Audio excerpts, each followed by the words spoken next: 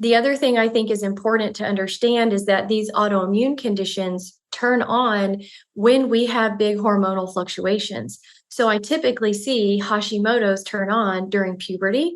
Most of the time, it turns on after the birth of a child. And then the symptoms get worse, or it can turn on as you move through perimenopause and into menopause when we have these big hormonal fluctuations. Hey guys, welcome back to the Digest This podcast. I'm your host, Bethany Cameron. And in today's episode, I speak with Dr. Heather Stone, who is a functional practitioner who specializes in thyroid dysfunction and the author of the book, Thyroid Transformation Blueprint. We discuss the common symptoms of thyroid issues and what to look for so that you can be more aware if you need to get tested, how to get tested, and what to do if you are experiencing a low thyroid. Weight gain and the inability to lose weight is a huge sign, as well as constipation, hair loss, and so many other factors that we get into. It was really interesting as Dr. Heather brought to light that our blood sugar is not only affected by the foods we eat, but there are other lifestyle factors that come into play and spiking our blood sugar. So we get into that as well. We talk about diet, what to eat and what not to eat, medications, and resources for women, and also why we should be looking beyond our thyroid to help manage our thyroid. This was such an information bomb episode that I feel everyone can benefit from. So I truly hope you guys enjoy this conversation I had with Dr. Heather Stone. So I recently did a Candida cleanse on my Instagram, and if you follow me there, then you probably remember that. And one of the things I made sure I took every night was magnesium. Now, I often take magnesium on a regular basis anyways, but I admit that sometimes and some weeks I am not consistent. However, it came to my attention that magnesium is actually required to eliminate Candida albicans. And without it, your body cannot actually break that yeast down and allow your body to eliminate it. Once I learned that from a study I read in the NIH, I will now never go a night without my magnesium pills. And the brand I take is from Bioptimizers, which is their magnesium breakthrough. My husband and I have actually been taking it for quite a while, so it was already in our cupboard. But again, now that I know the importance magnesium has in eliminating Candida albicans from the body, I never want to stop it. Not only is magnesium required to eliminate yeast from the body, but magnesium is required for over 600 different biochemical reactions in the body, including to help reduce PMS cramps and related symptoms, migraines, muscle aches, anxiety, insomnia, and even constipation. The reason I chose Magnesium Breakthrough over the other brands is that it contains all 7 forms of the different types of magnesium, whereas other brands only provide 2 to 3 types. So you're not getting the full spectrum benefits. Another thing I really appreciate about Magnesium Breakthrough is that they don't add any fillers, flavors, silicone dioxide, or gums, which are commonly added to supplements and powders these days. It is also soy-free, gluten-free, vegan, and the best part is Bioptimizers has a 365-day money-back guarantee. That's an entire year. You can try this product, and if you're not satisfied, you'll get your money back. So if you want to get the full spectrum benefits of magnesium, go to bioptimizers.com/digest and use code DIGEST at checkout to save 10%. In addition to the discount you get by using my code, you can get up to 2 travel-size bottles of Magnesium Breakthrough for free. So again, just go to bioptimizers.com/digest and use code DIGEST. That's bioptimizers.com/digest and use code DIGEST. You guys know we recently moved, and for our new place, I got brand new cookware and bakeware to help keep my new kitchen as non-toxic as possible. But the thing I absolutely hate about non-toxic cookware is that they are so dang heavy. I've heard great things about our place non-toxic cookware and bakeware. So I got some, and to my surprise, they were super light, which is a huge plus for me. They look so chic in my kitchen with matching colors. And of course, the best part is that they are non-toxic, sustainable, and PFAS free. Our place is female founded and is truly worth the hype. They are changing the way we cook in a healthy, non-toxic way, all while keeping your kitchen stylish with trendy colors and designs that will fit into any kitchen decor. They're so cute, you'll want to leave them out on your stovetop and serve straight from the pan. Our place offers a variety of cookware like skillet, pots, pans, and even bakeware, which many don't even realize that their bakeware is also full of chemicals leaching into your baked goods. All their products are made without PFAS and are completely Teflon free. They even have a chic non-toxic blender. So if you are always making smoothies, sauces, or even homemade baby food, this is a great, healthy, and safe blender to have. I know a lot of you are making an effort to buy grass-fed meat, organic produce, and baking ingredients as best you can, and I love that. But if you're cooking with toxic materials, chemicals are being leached back into the quality food you just bought. So even if you make the effort to get just one Our Place item, you can use that over and over again and slowly make the switch to a fully chemical-free kitchen over time. So invest in just one piece you'll use the most to prepare your food and watch the change. Once you check out all Our Place has to offer, you'll be obsessed just as much as I am. These are the perfect gift for weddings, baby showers, birthdays, and of course, yourself. And if you want to save some money, you know I got you. Just go to FromOurPlace.com and enter my code DIGEST at checkout to receive 10% off site-wide. That's FromOurPlace.com and use code DIGEST. That's FromOurPlace.com and use code DIGEST.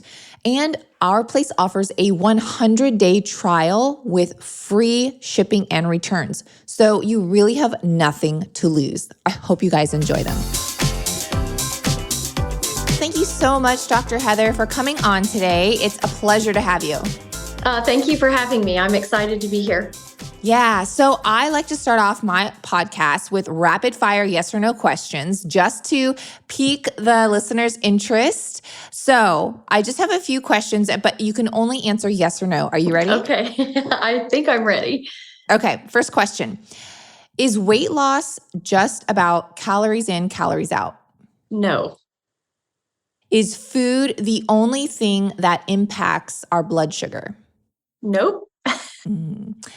Should you take an iodine supplement if you have a thyroid issue? Nope. Wow. Does hyperthyroidism actually cause weight gain? That's Is a it really kind of hard like yes or no. like a situational Yes, answer? it's situational. Okay. And last question, is diet the main cause of thyroid issues? No. Really, really interesting answers to these questions because I feel like they're all myth busters here. Yeah. So I really want to dive into that. But before we do, why don't you go ahead and introduce yourself and tell people who you are and what you do? I am Dr. Heather Stone, and I specialize in working with women who have low thyroid, in particular Hashimoto's and other autoimmune diseases. So we really work to, my mission is to change the face of healthcare. So really help empower women to take control of their health and let them know that they don't have to live with chronic degenerative diseases and all of these symptoms that we are told is just comes with the aging process or, just because we're female. Yeah, well, I want to dive into all things thyroid. And for those that maybe, I know everyone's like, oh, yeah, I know about thyroid, or obviously they've heard of it, but just really quickly, I don't want to spend too much time, but can you explain what is the thyroid and what does it do for our body and why is it so important? Yeah, so the thyroid gland sits at the base of your throat. It's kind of a butterfly shaped gland, and it helps regulate your metabolic rate. So it helps with all of your metabolism. It helps with so many things in the body. And the thyroid hormones are so important that there is a thyroid receptor site at every single cell in the body from head to toe. So it impacts so many things, pretty much globally. And I think it's really important to understand that the body doesn't work in parts. And so when you have something going on with your thyroid, then you're likely going to have something going on with all the other systems in the body. Yeah, it's so interesting. It's just one of those things that kind of people just don't really pay attention to. Now, what can put our thyroid out of balance and cause issues? Well, the number one cause of low thyroid is actually an underlying autoimmune condition called Hashimoto's. And about 90 to upwards of 98% of women who have low thyroid actually have this underlying autoimmune disease. And the scary thing is that typically what happens is you go into the doctor's office because you may have some symptoms of low thyroid, which would be weight gain, low energy, inability to sleep, anxiety, depression, hair loss. So you go in with those symptoms and they check your thyroid, and maybe you have low thyroid, and they say, okay, you have hypothyroid. Here's your thyroid meds, and you just take these and everything will be better. But typically speaking, the thyroid medications are necessary to balance out your thyroid hormones. However, dealing with this underlying autoimmune condition is what gets missed, and why women still struggle with hypothyroid symptoms, even though their thyroid hormones may look fine, or they may have trouble regulating their thyroid hormones and they're always up and down and always having to increase and decrease their medication. It's typically because there's an underlying autoimmune condition that never even gets checked for. And the scarier thing than that is once you have one autoimmune disease, you're at risk for developing multiple autoimmune diseases and even thyroid cancer. Wow. Yeah. So Hashimoto's, it is low thyroid. Is it safe to Well, say, or explain a little bit more? yeah, so Hashimoto's means that your immune system is tagging the thyroid tissue for destruction. So when you have a Hashimoto's, essentially it's killing your thyroid. And so as your thyroid gets killed, then you move into hypothyroid, where your thyroid can no longer produce adequate levels of thyroid hormone. And that's usually when we get diagnosed with hypothyroid, is when our thyroid hormones go down. Okay. And this is just a general question here because you always hear about low thyroid. Is Mhm. there such a thing as high thyroid? Yes, absolutely. So, high thyroid or hyperthyroid is when your thyroid gland is making too much thyroid hormones. Or I would say most of the time when you're in hyperthyroid, it's an autoimmune condition as well called Graves' disease. But you can be in a thyroid storm with Hashimoto's as well, which means the immune system is really aggressively attacking the thyroid tissue. And when it does that, when those thyroid cells die off, they release a bunch of thyroid hormones. So we push into hyperthyroid. Okay. And so, what are some autoimmune conditions that are really connected to the thyroid? Because I think the question after this would be, so to help balance out your thyroid, do you want to address the autoimmune issue, or do you want to address the thyroid issue that will help your autoimmune? Like, which one is it, the chicken or the egg, right? Yeah. So we'll take the question that you said. Do we work on autoimmunity or do we work on thyroid? And the answer is really both. However, so when you're working with an underlying autoimmune condition, and it doesn't matter if it's Hashimoto's or celiac disease or Sjogren's or lupus or MS, it doesn't matter what the label is. You really need to focus on balancing the immune system. And the way that you balance the immune system is you have to do very thorough testing so that we can see what are the underlying triggers that are causing the immune system to attack the body, whether it's the thyroid or the gut. I know that you talk a lot about gut. So I said celiac, but it can be colitis, it can be IBS, it can be, ulcerative colitis or irritable bowel, whatever. But essentially, when we're looking for the underlying triggers, you have to balance out the immune system. So when you have low thyroid, like your thyroid hormones go down, it can be a trigger to the immune system. So you have to get your thyroid hormones balanced. But then you have to go a lot deeper to understand what are the underlying triggers. Now, some of those triggers would be blood sugar, right? Anytime we have insulin surges, it can cause the immune system to attack the body. We're looking at underlying infections. We can see adrenal dysfunction or cortisol spikes. We are looking at heavy metals and mold toxicity and environmental toxins and food sensitivities and leaky gut and dietary things. So all of those things can be triggers to what's going on with the immune system and why it might be attacking the thyroid or any other part of the body. Yeah, that's so interesting. And what about hormonal issues? Because the thyroid hormone, right? Let's just say, for example, someone is like, oh, my hormones are off, or maybe they're not getting their period, or they're trying to get pregnant, and they're trying to figure out their hormones still, right? They're trying to regulate it. Is the thyroid something that they should be focusing on? Yes, and I did forget to say one of the triggers to autoimmunity is estrogen or testosterone surges. Okay, so our hormones play a huge role.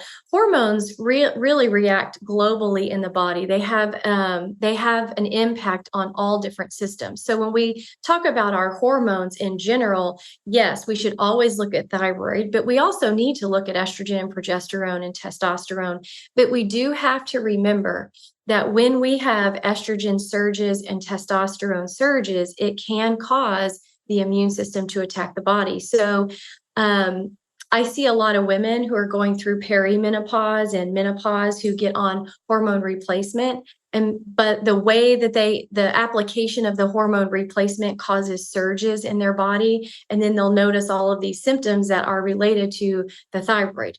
The other thing I think is important to understand is that these autoimmune conditions turn on when we have big hormonal fluctuations. So I typically see Hashimoto's turn on during puberty, right? So we'll start to get some of these symptoms during puberty. Most of the time, it turns on after the birth of a child. And then the symptoms get worse, or it can turn on as you move through perimenopause and into menopause when we have these big hormonal fluctuations. And I mean, is it normal for our thyroid to every so often fluctuate, right? Like, is that just part of normal? Because let's say no one has a thyroid issue. Let's say they're generally healthy, but their thyroid still just fluctuates. Is that just part of how it works, or should it always be stable? It should be stable for the most part, but remember, our body is always trying to be in homeostasis, right? That means in balance. So your body's trying to upregulate and downregulate your metabolic rate based on your blood sugar, based on your ability to detoxify, based on your stress levels, based on so many different factors. So that's why there's ranges. So there is some allowance for flexibility, but it really shouldn't have big giant fluctuations. But it is normal for all of every marker in our body and all of our body's physiology to have some fluctuation, because we have to have some allowance for the body to work to get towards homeostasis. Mm-hmm. Well, and then when you were talking about the hormone connection, I think it kind of goes back to one of the rapid fire questions at the beginning, where you couldn't really answer yes or no regarding weight gain, because hormones are definitely a huge part of weight gain or weight loss, just depending on the situation. And I think, like you said, it just kind of is individualized depending on, is your weight gain caused by a thyroid issue or not? Now, let's just say someone listening they don't have an autoimmune condition that they know of, and they think that they are generally healthy. But still, what are some common symptoms associated with thyroid issues so that we can assess ourselves and perhaps get checked if we are experiencing them? Yeah, I think The biggest one that most women notice is weight gain. Now, low thyroid is not the only thing that causes weight gain, but it's a big one. But fatigue or tiredness throughout the day, inability to fall asleep or stay asleep, anxiety and depression. You can notice that you have an inability to really manage stress, and then also hair loss. And also brain fog. Those are big symptoms related to low thyroid. But you've got to really know that all symptoms are the body's way of communicating with you that something's not right. And so, whether it's weight or any of those other symptoms, there's other things that can cause those. Like if we look at a blood sugar issue, whether we have fluctuating blood sugar variability, meaning your blood sugar goes up and down, or maybe you tend towards hypoglycemia or insulin resistance, you can have all of those symptoms as well, and they're all intertwined, which is why it's really important if you have any symptom, not to ignore it, but to say, okay, my body is trying to communicate with me that something is going on underneath the surface and it needs a little bit of help to overcome. And that's where diagnostic testing really comes in, because you can nail down exactly where this symptom is coming from and what do you need to do to resolve it instead of just guessing or ignoring. Well, and I even heard that constipation could be a side effect or of a thyroid issue, or like even a puffy face. Oh, 100%. And as soon as I was going on after I listed all the symptoms, I'm like, oh, I forgot about constipation, and you can have diarrhea, and it can be IBS symptoms as well. But if you think about the thyroid, it's more likely that you get constipation, because if you have low thyroid, you're slowing down the metabolic rate. You're slowing everything down. And that's why so many women get constipation, because their metabolic rate is slowed down, their digestion is slowed down. And so it's very common. All right. So you did mention testing. So how do we get tested? Like, is it just like a blood test, or are there more invasive ones? Well, we do blood testing, saliva testing, urine, stool. So we do lots of different testing. And I think it's important to know that if you're looking at the thyroid, in traditional medicine, they mostly just run a TSH. And they're running a TSH to see if you have classic hypothyroid. They give you the diagnosis and they give you medication. But in reality, there are 12 different markers that make up a full thyroid panel so that we can really evaluate what's actually going on. So, like yesterday, I had a patient, we did the full thyroid panel, and her doctors had been telling her, when she first went to doctors, they said, okay, I don't understand what's going on with your TSH, because they just measured TSH and T4.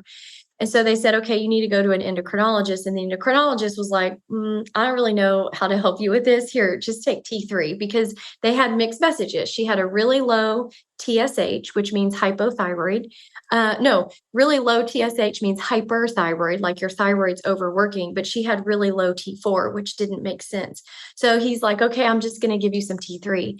But in reality, that pattern is low pituitary, because the pituitary produces TSH to make your thyroid function. And so you have to really have all the different markers to understand what's really going on, because truly in traditional medicine, it is run the TSH. Is it hypothyroid, like outside of the lab range? And then they give you a medication.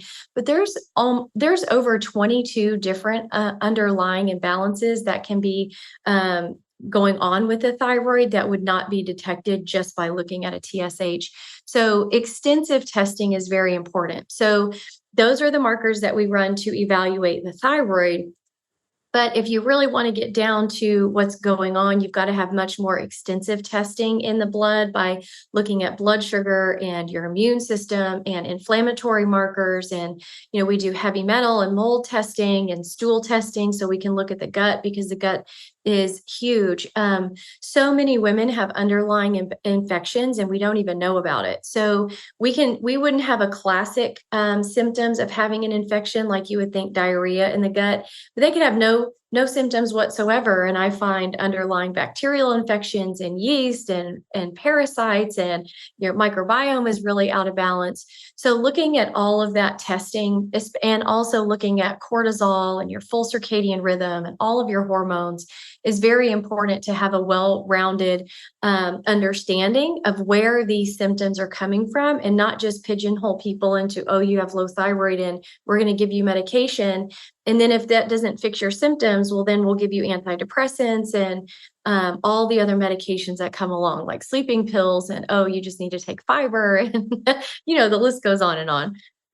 Yeah, I feel like medication sometimes certainly I'm not like anti-med for sure, but I know that they are way overprescribed, and often one medication leads to another issue that makes you have to take another medication that makes you have to take another one to fix the previous issue. And it's like a snowball effect.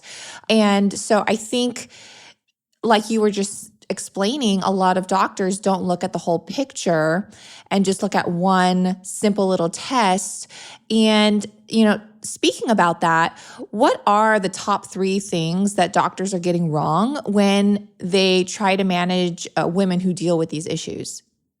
Well, I think the first thing is that they don't do extensive testing. So they're, again, like I just said, they measure just the TSH and they don't really evaluate anything else. Now, the other thing is that they look at the lab ranges. So these lab ranges that you get when you go to a traditional lab like LabCorp or Quest, the way that they establish those lab ranges is they get an average. They take a region of the United States and they take an average of the people going into that lab and they graph it on a bell-shaped curve. They take the middle and then they go 2 standard deviations out and they say, okay, this is going to be the lab range. And it's just on the average people that are going into the lab, and who's going into the lab certainly usually isn't healthy people going into the lab. And so that's how most of those lab ranges are established. So when you fall outside of those ranges, it's a high possibility and probability that you have a disease that can be diagnosed and medicated.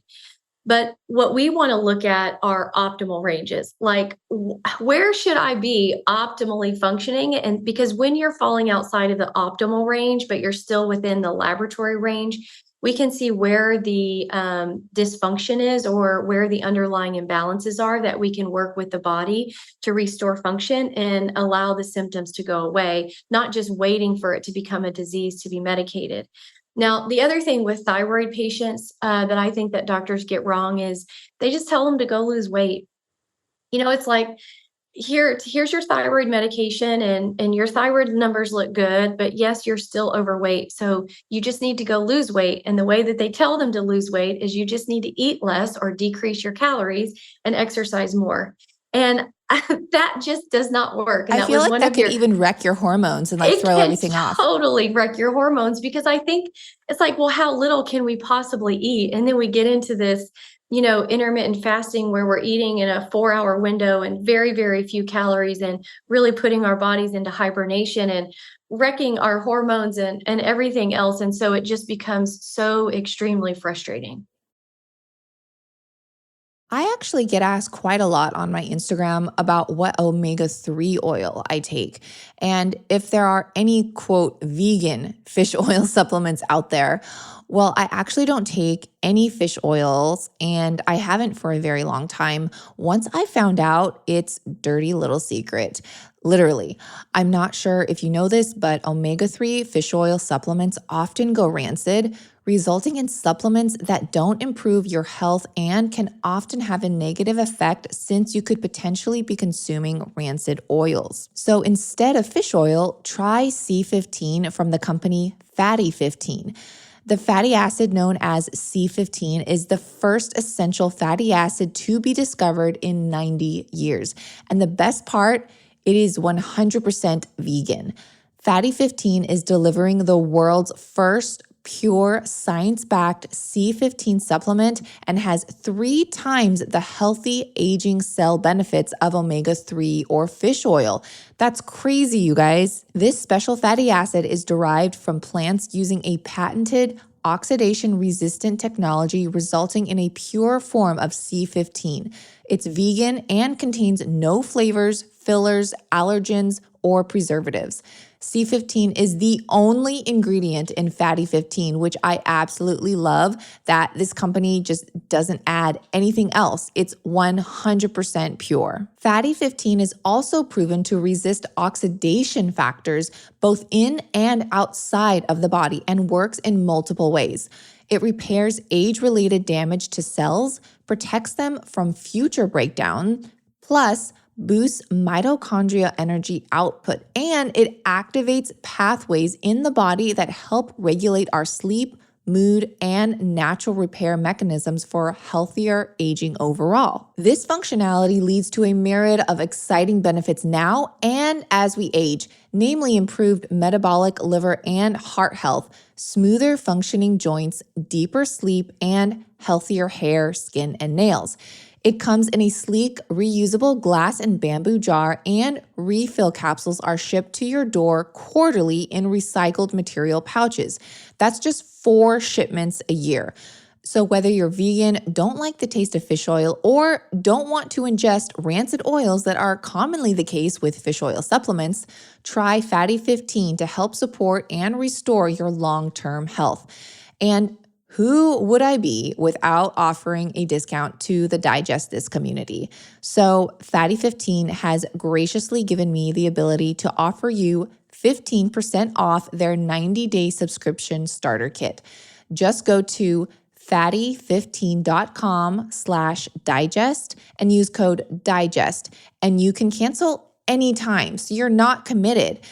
Again, that's FATTY, the number 15.com/digest, or use code DIGEST at checkout. Now, speaking of things that the doctors are saying, to do that's probably not the best, like what are some just common mistakes that women in general make when they're trying to lose weight and ultimately reverse all of their thyroid symptoms? Yeah, there's a bunch of ways I could go here, but I would just say, to reiterate, decreasing calories and increasing exercise is what most people do, because that's how we've been programmed. Like, that is the one thing that, okay, I'm just going to eat less, or I'm going to cut out sugar, and I'm going to start exercising a lot.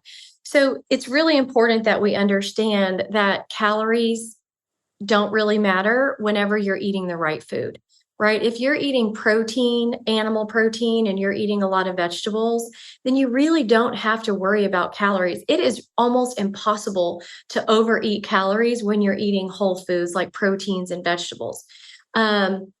And good healthy fats and a little bit of fruit. I think that that's probably what we should really be focusing on. The other thing that we do is we jump on every fad diet that's out there. And again, that's what the diet industry wants us to do. I remember I was asked to write a diet book with a colleague, and he said, "Would you want to write a diet book with me?" And I said, "Sure." I said, the good thing is I already kind of have one that I've written for patients that I've had for many years.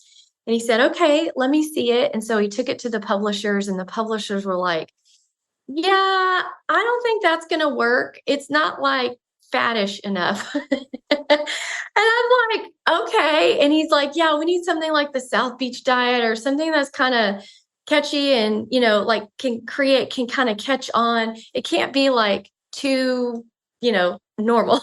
I was like, yeah, I was like, I think I'm going to bow out. I don't think I'm going to do that, because for me, I'm not interested in continuing that psychosis going, because I was on that roller coaster as well. I remember when I was really struggling to lose weight, I did that. I did the grapefruit diet, and I did the cabbage soup diet, and I did the slim fast, and I did all those diets and I was on the same roller coaster that everybody was on.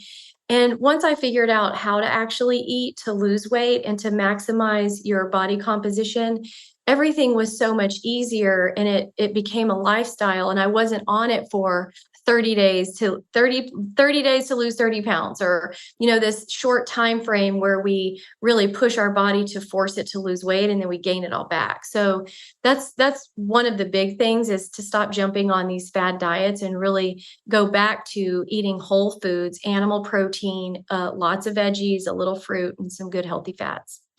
Yeah, I think just having a well-rounded diet is the best thing. I think there is a time and place for specific diets, whether your gut is inflamed and you have to eliminate certain things for a time being, to heal and try and get to the root cause. Or I think there is like a place for a keto, or for even, carnivore for a very short period of time, just to get that inflammation down and to kind of reset and rebalance.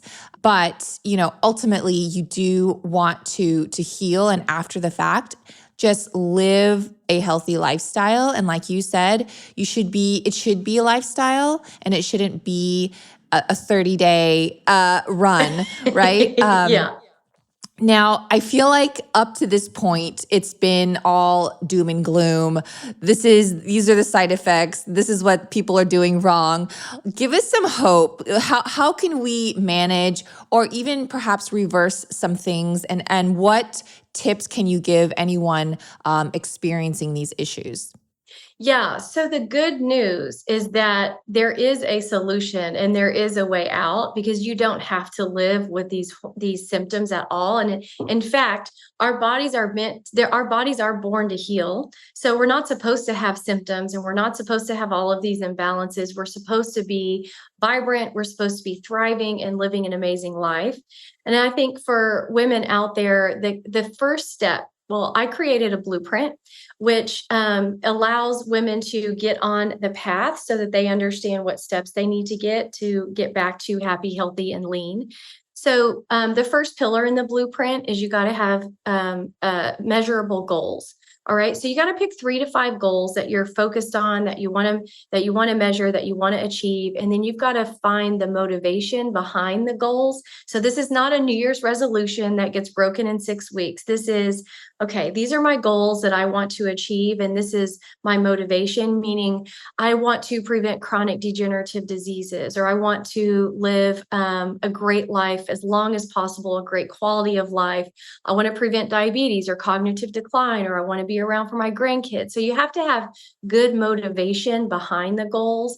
And then the second pillar is that you have to have comprehensive testing, right? So you've got to really have thorough testing to figure out where the underlying imbalances are.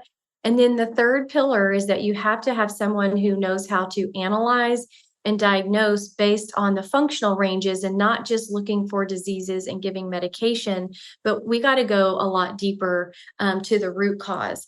And then the fourth pillar is customized care. And I think this is so important, because there is not a one-size-fits-all treatment plan. Certainly, there are certain patterns that are very common with patients across the board, but you want to really hone in on exactly what the individual person needs, and then customize care. And then the fifth pillar is that you need a coach to help you through this process, someone who's been there and done that. Because if you don't have a coach, then this can be a really scary, and it can be overwhelming. And, when we heal, it's not just all up. There's ups and downs and peaks and valleys that come along in the healing journey. And you need someone to help you through those valleys, because the first instinct that we have is to give up. But the peak is right around the corner. So a lot of times, if we'll just push through one of the down moments or the valleys that we're in, success is right around the corner.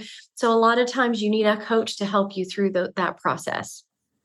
Yeah. Oh, those are some great tips. And, like you said, you are an author, and you just have, it's called Thyroid Transformation Blueprint. Yep. And you offer amazing tips in that book. Now, one of the things I feel like is just like we briefly touched on, is medication. And that's basically the solution, or just the Band-Aid, that a lot of women, or people in general, receive from their healthcare provider. Now, can these symptoms be managed without medication? And if so, how? So Yes, if you catch it early enough, right? So we talked earlier about most women who have low thyroid have Hashimoto's, and it's destroying the thyroid tissue. So, like, for example, I have Hashimoto's, but I caught it right when it turned on, and I don't have to be on thyroid medication. And I've been able to manage and, make sure that I don't experience any of those symptoms, and many of my patients as well. And many of them have been able to get off of thyroid medication. However, it depends on how much destruction the thyroid tissue has had. So you may be on thyroid medication, or you may have to be on thyroid medication for the rest of your life, which isn't the worst thing in the world, because it's more important to have healthy thyroid hormones. But where you really want to work is to make sure that you address all the other underlying issues so that you don't stack up all the medications for chronic degenerative diseases and all of the other symptoms. So if there was one medication that I would be okay taking, it would be thyroid medication. And again, I think that it's more important that your thyroid is functioning and your thyroid hormones are balanced than it is to say I'm not going to take any medication at all. So this is a medication that can be absolutely necessary to the healing process. But ideally, if we can get the thyroid functioning or catch it before it gets too far, you want to be able to manage it without thyroid medication if you can. Are there other medications that actually affect the thyroid in a negative way? Like, let's just say someone is on, I don't even know, like just another medication for something completely different. Could that actually damage the thyroid, or even like Advil or NSAIDs or anything like that? Nothing that I know of that's over the counter. However, there are medications that are called goitrogens. They're not very, which means essentially that it kills the thyroid. So there's not very many, those aren't very common, and there's not very many of those. And I don't know them off the top of my head, but if somebody's wondering, they can just go onto Google and say what medications are detrimental to the thyroid, or goitrogens is what they're called, which actually damage the thyroid. These are more of like, cancer medications or immune suppressant medications that are not very common. But most of the medications that we are on today, they don't really affect the thyroid negatively, like the over-the-counter pain meds or diabetic meds or blood pressure meds. Those don't really have an effect on the thyroid. Okay, yeah, just curious. Now, at the beginning, again, I did ask the question regarding iodine, because I feel like that is a lot, maybe there's some misconception. Why is iodine actually advised to be taken if you have thyroid issues, or maybe it's not? Well, I don't advise that iodine is taken. I know that when we look at the research shows that iodine actually exacerbates the autoimmune condition. It makes the immune system attack the thyroid. And so it increases those thyroid antibodies. You will have more thyroid cells killed off, and it will release thyroid hormone, which is what makes people kind of feel better in the short term. And it may even change your labs in the short term. So it looks like iodine is helping. But because most of the time there's an underlying autoimmune condition that's driving, iodine is not advised for people who have low thyroid. Now, that's not to say that you have to avoid all iodine, because normal levels of iodine is good and it's important. So we need to make sure that we're eating the foods that might have and contain some iodine. So it's not like you need to stay away from every single thing that has iodine. I just don't recommend to my patients that they take iodine as a supplement if they have low thyroid. And in fact, if I see somebody on it when they first come in as a patient, that's the first thing that I take them off of is the iodine. What about just foods that naturally contain iodine? Not a supplement, but like that is okay. I feel like. It's on such a low dosage, and iodine at that level is necessary for us to function well. It's just when we take iodine in a supplement, we're almost overdoing what the body actually needs to function and driving that autoimmune process. So, the foods that contain iodine, I don't even worry about that. I will eat them without even thinking I almost twice. feel like if it's in food form, it's like fair game, because it's exactly what we need. I know there are some iodine supplements that are in whole food form versus there's so many synthetic forms of iodine out there, and that can actually be detrimental versus the whole food form of a supplement. So I just want to put that out there to, if you are looking at supplements in general, try and look for the whole food form versus the synthetic form. Now, speaking of foods, are there certain foods to eat and not eat if you have a thyroid issue, or if you're trying to correct things and put your body back in balance? Yeah. I think that there's a lot of misunderstanding about some of the foods that have been touted out there that would hurt you if you had low thyroid, like a lot of the cruciferous vegetables. But I just have not found that to be detrimental to thyroid at all. But the one thing that is extremely detrimental to people who have low thyroid is gluten. Gluten actually has molecular mimicry to the thyroid. So the molecule of gluten looks very similar to the thyroid. So when we have this underlying autoimmune issue, when we eat gluten, it will cause the immune system to attack the body. So gluten is huge. Also, the foods that contain gluten cause insulin surges, which also trigger an immune attack on the thyroid. So gluten, for the most part, it should be out of everybody's diet who has low thyroid. And also dairy causes a lot of inflammation in the body. And those are two big ones that most people don't tolerate. And I would say it's pretty much across the board for women who have low thyroid. Interesting. What about raw dairy? Well, raw dairy is certainly better than pasteurized dairy, but the problem is that we don't digest casein very well, and the casein in cow milk is about 52 times higher than it is in human breast milk. All right, so casein, we lose our ability to digest casein by about the age of 5 when we wean, when we're supposed to be breastfeeding. So we lose the ability to digest lactose and casein. And so even if you're getting lactose-free milk, you still have the casein in there, and it creates a lot of inflammation.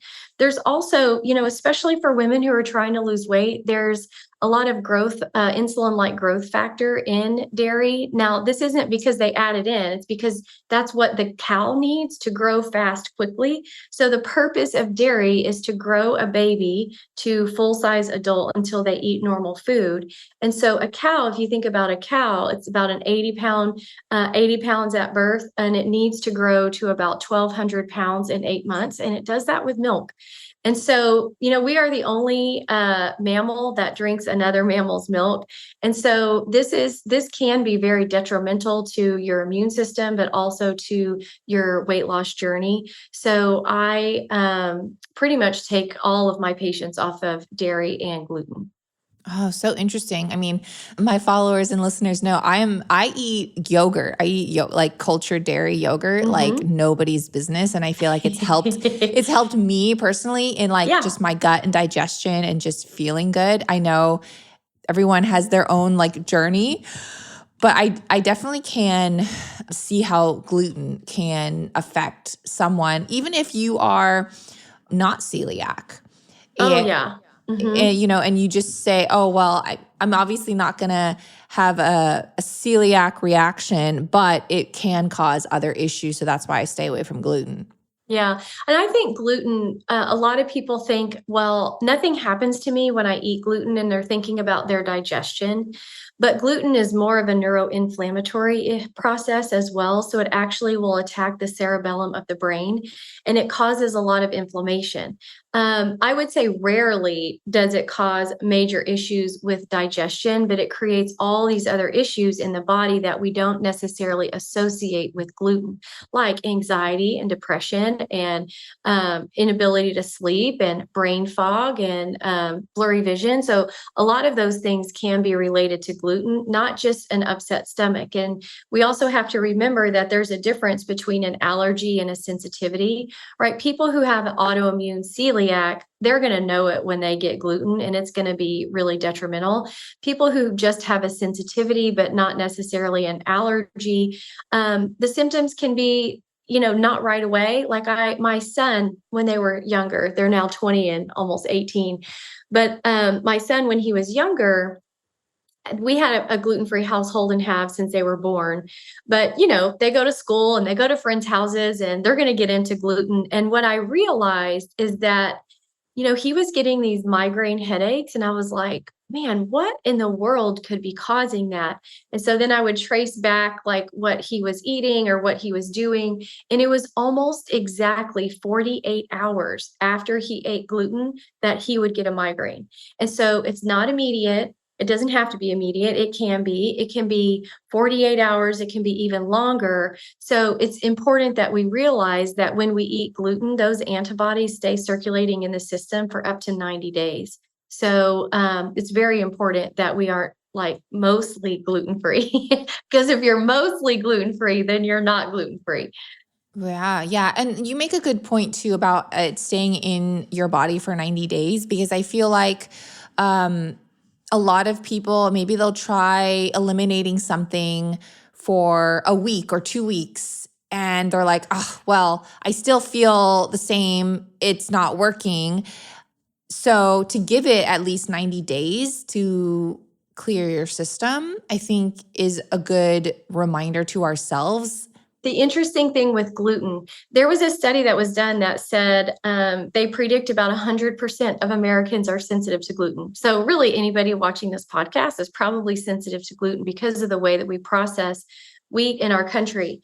But what I was going to say is that if someone has gone gluten-free and they don't really feel a difference, then they could be having some cross reactivity. So there's other things that we eat that the body processes just like we would be eating gluten. So all of the grains, corn, potato, quinoa, rice, like all of those other gluten-free grains can be having the same reaction in the body, which is why it's really important if you're going to go gluten-free, maybe to go grain-free fully so that you can really see a difference.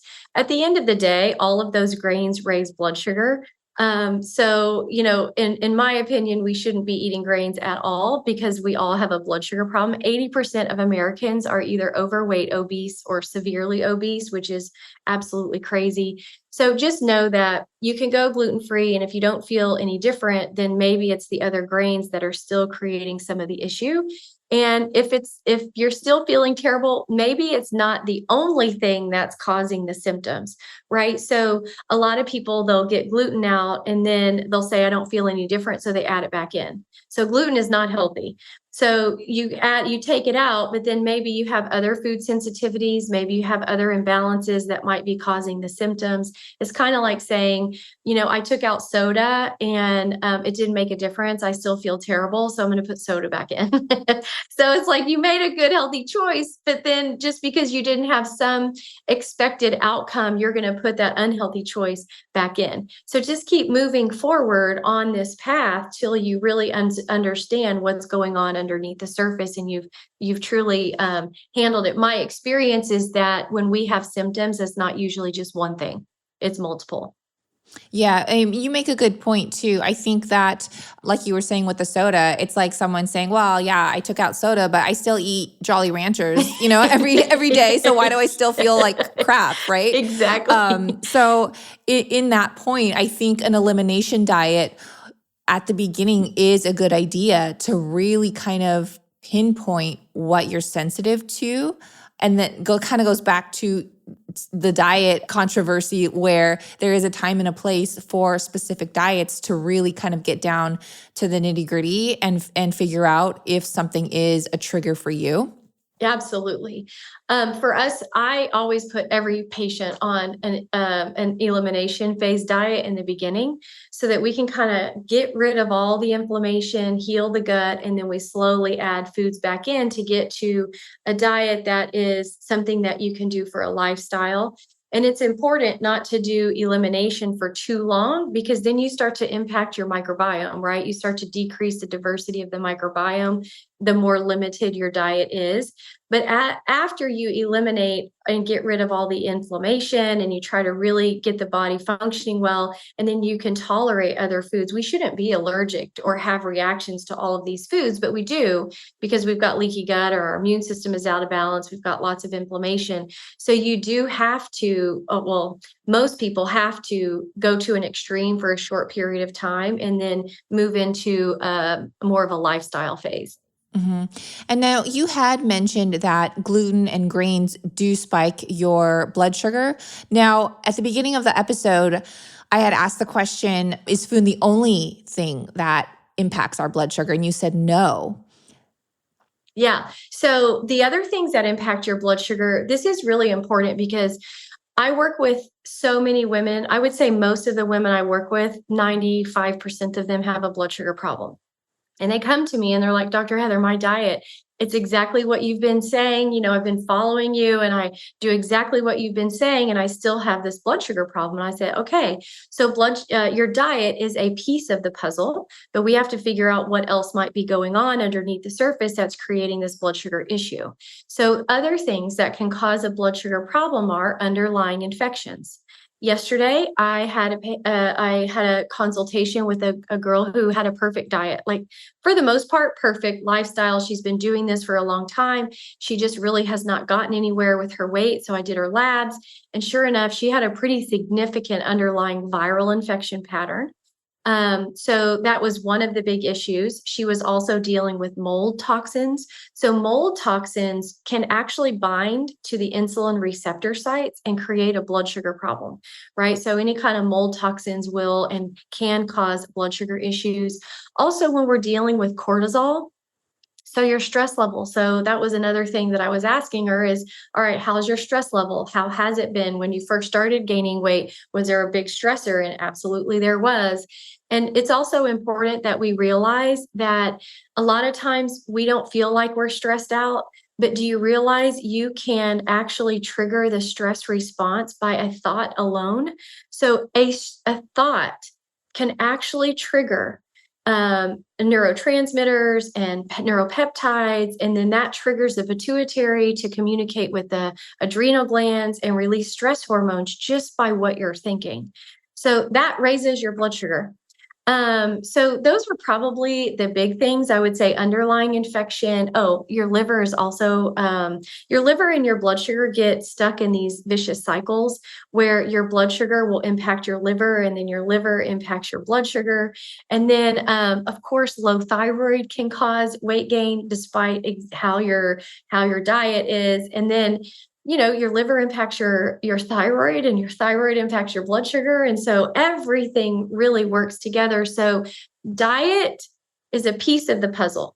You cannot heal without changing your diet, but diet alone isn't enough, in my opinion, depending on where you're at, to change all of these underlying imbalances that one might be dealing with.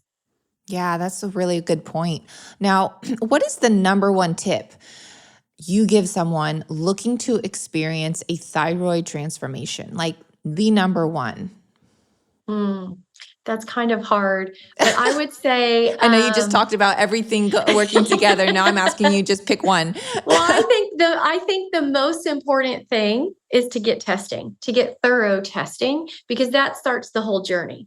Other than that, I would say just to know that your body was born to heal. And so many women feel so stuck. They don't know what to do or how to get out of this because doctors tell them it's menopause, or this is just what happens with low thyroid, or this is what happens after you have a baby, or all of these excuses that keep them stuck.